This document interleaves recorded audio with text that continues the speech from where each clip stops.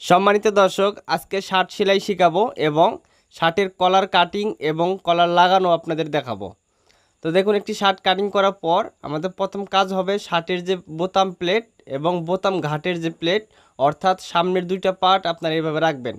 রাখার পর কাটিংয়ের সময় আমরা 2 ইঞ্চি করে কাপড় বেশি রাখছিলাম, সেই 2 ইঞ্চির থেকে হাফ ইঞ্চি কাপড় কেটে ফেলে দিবেন যে পার্টে আমরা বোতাম লাগাবো সেই পার্টের কাপড় থেকে।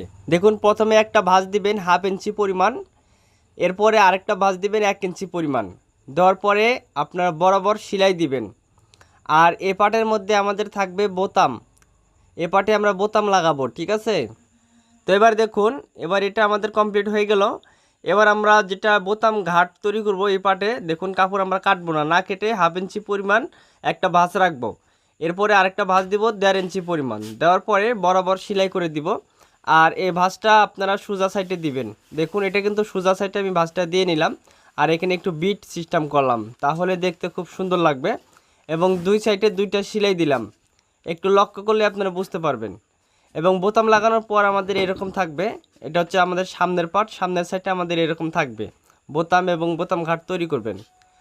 তো আমাদের এই সাইডে আমাদের পকেট লাগাইতে হবে।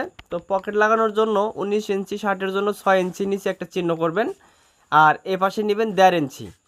তাহলে 6 ইঞ্চি নিচে আপনারা পকেটটা লাগাবেন। আর পকেটের পাশে নিচে আমি 3 ইঞ্চি, লম্বা নিচে 4 ইঞ্চি। আপনারা এভাবে একটা পকেট আপনারা ভাঁজ করে নেবেন। নেওয়ার পরে এখানে একটু সেলাই দিয়ে আটকে দিবেন। দেওয়ার পরে দেখুন পকেটটা কিভাবে লাগাবেন সেটা একটু আপনারা যদি মনোযোগ সহকারে ফলো করেন তাহলে ইনশাল্লাহ বুঝতে পারবেন। এই সেলাইটা দেওয়ার সময় পকেটের যে কাপড়টা আছে সেই কাপড়ে একদম মাথায় মাথায় দেওয়ার চেষ্টা করবেন। একটু দূর দিয়ে সেলাইটা গেলে দেখতে খারাপ লাগবে, এজন্য এই যে পকেটের যে ভাঁজটা আমরা দিলাম এই ভাঁজের কাপড়ে আপনারা একদম মাথায় মাথায় সেলাইগুলো নিয়ে আসার চেষ্টা করবেন। দেখুন, এখানে বারটেক দিয়ে দিবেন যাতে করে সেলাইটা খুলে না যায়। তো আমরা পকেট লাগিয়ে নিলাম। তো এবার আমাদের কাজ হবে পিছনের পার্টের, যে আমরা দুইটা তীরা কাটছিলাম সেই তীরার থেকে একটা তীরা আমি এখানে নিলাম এবং মিডিলে একটা চিহ্ন করলাম। করার পর একটা তীরা বসাবেন নিচে, এরপরে বডির পার্টটা রাখবেন। পিছনের যে পার্টটা রাখার পর আরেকটা তীরা উপরে বসাবেন। এরপরে এই তিনটা কাপড় একসাথে সেলাই দিবেন। দেখুন, তিনটা পার্ট আমরা একসাথে সেলাই করে নিচ্ছি, এই জিনিসটা একটু খেয়াল করবেন। একটা সেলাই দেওয়ার পরে এইভাবে একটা ডলা দিয়ে এখানে একটা চাপ সেলাই বসিয়ে দিবেন সিঙ্গেলে, ঠিক আছে? একটা চাপ সেলাই আমি বসিয়ে দিলাম। দর্শক, এরপরে দেখুন এই কাপড়টা এইভাবে ডলা দিয়ে এখানে সুন্দর করে বসিয়ে দিবেন, অর্থাৎ তীরের কাপড়ে এখানে কিন্তু ডাবল কাপড় থাকবে। তো আমরা যেটা এই যে এই কাপড়টা আমরা এইভাবে রাখবো, রাখার পর যেটা পকেটের সাইড, পকেটের সাইডটা আমরা এই পাশে রেখে এখানে একটা সেলাই দিব। দেখুন, এখানে একটা সেলাই দিলাম। যেহেতু এখানে আমাদের তীরের কাপড় ডাবল, এজন্য এখানে আপনারা এই তীরের কাপড়টা আবার এই পাশ থেকে নিয়ে এসে এখানে মিল করে এখানে আরেকটা সেলাই দিবেন ওই সেলাইয়ের উপরে। দেখুন, এখানে এইভাবে সেলাইটা দেওয়ার পর আপনারা এই কাপড়টা এইভাবে উল্টিয়ে নেবেন। নেওয়ার পরে দেখবেন যে যে এইভাবে জয়েন্টটা হবে, এই জয়েন্টের এখানে বোঝা যাবে না যে জয়েন্ট, দুই পাশে একই দেখা যাবে। এরপর এখানে একটা চাপ সেলাই বসাবেন। একইভাবে আবার এই পাশেরটাও লাগাবেন। নিচের কাপড়টা সরিয়ে নিয়ে যেটা আমাদের বোতাম লাগানোর জন্য যে প্লেটটা তৈরি করছিলাম সেই প্লেটটা এখানে রেখে একটা সেলাই দিবেন। দেওয়ার পরে যে কাপড়টাকে আবার এখানে এইভাবে সেটিং করবেন। লক্ষ্য করেন আমার হাতের দিকে, তাহলে আপনারা শিখতে পারবেন এবং চেষ্টা করবেন বাসায়।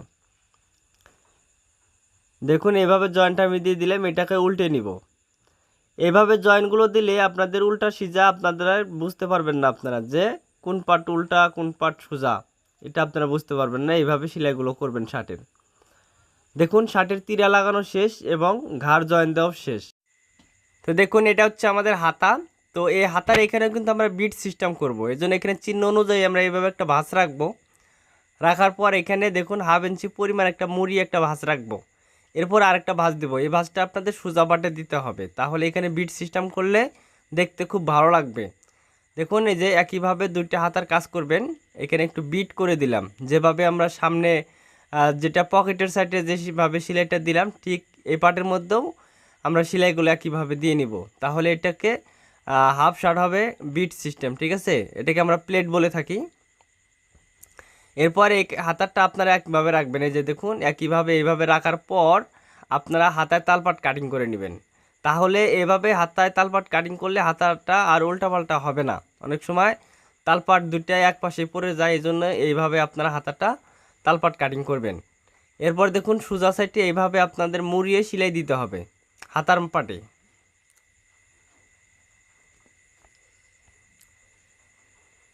দেখুন সেলাই দেওয়া শেষ হয়ে গেল। এবার আমাদের এই আর্মহোলটা মেপে নিতে হবে যে বডির পার্টের সাথে ঠিক আছে কিনা। দেখুন এইভাবে ধরবেন, একটু আগা পাশা থাকবে, তালপাটের মতো একটু আগা পাশা থাকবে। তো দেখুন এখানে অ্যাকুরেট আছে। যদি ছোট বড় হয় তাহলে নিচের দিকে আপনারা এই বডির পার্টটা একটু কেটে নেবেন রাউন্ডটা, তাহলে অ্যাকুরেট হবে। আর এই জায়গাটা একটু ছোট বড় হতে পারে, আপনারা কেটে সমান করে নেবেন।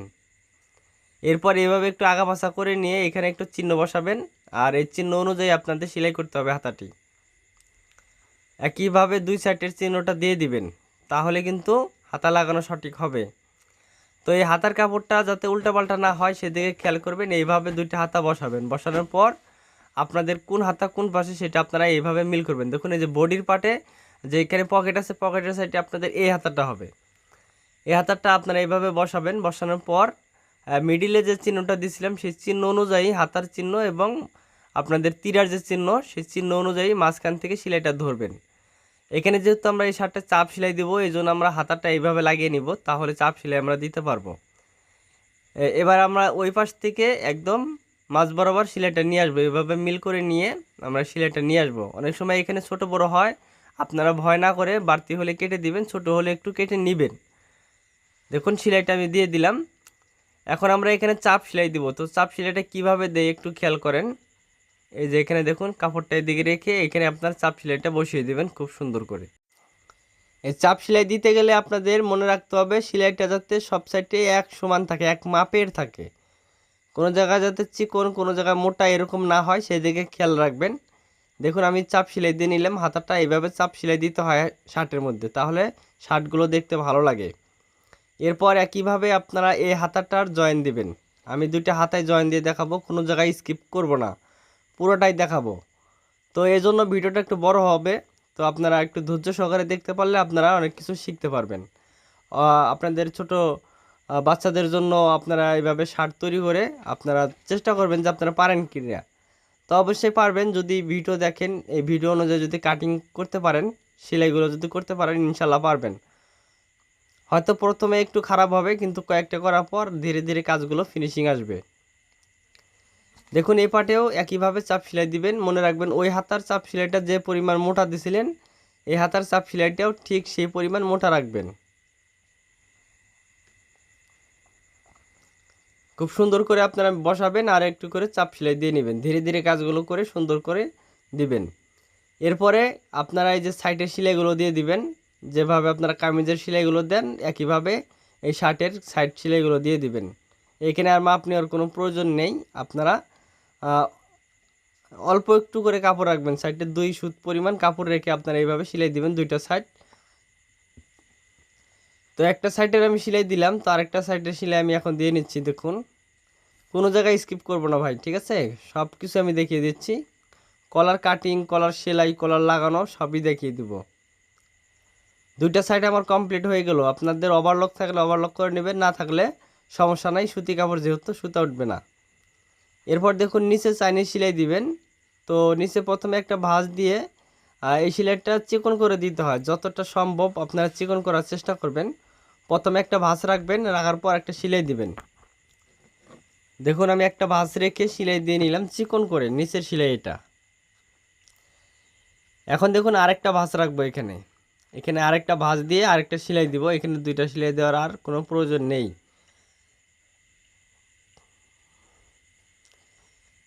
আবারও বলতেছি এই সেলাইটা চিকন করে দেওয়ার চেষ্টা করবেন। বাসায় আপনারা চেষ্টা না করলে হবে না, চেষ্টা করতে হবে আপনাদের। তারপরও যদি সমস্যা হয় আপনাকে অবশ্যই আমি হেল্প করব, আপনি কমেন্টে জানাবেন। এবার দেখুন আমার শার্টের প্রায় কাজ কমপ্লিট। এরপর বোতাম প্লেট এবং বোতাম ঘাট, ঠিক আছে, এই দুইটা এক জায়গায় করে এখানে আপনারা একটু সেলাই দিয়ে আটকে দিবেন। এরপরে যে গলার এখানে একটু এইভাবে দুইটা পার্ট এক জায়গায় রেখে সেলাই দিয়ে আটকে দিবেন।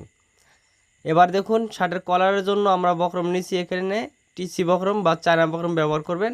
3.5 ইঞ্চি এই কলারটা কাটিং করার জন্য 3.5 ইঞ্চি চওড়া নেবেন। নেওয়ার পরে আমাদের কলারের মোট লম্বা হবে 11 ইঞ্চি।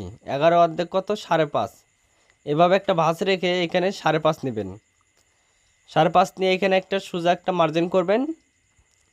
এরপর স্কেলটা আপনারা এই যে শেপ কাট নেবেন। শেপ কাট ছাড়া কিন্তু কলার কাটিং ভালো হবে না। শেপ কাট দিয়ে এইভাবে শেপ দিবেন।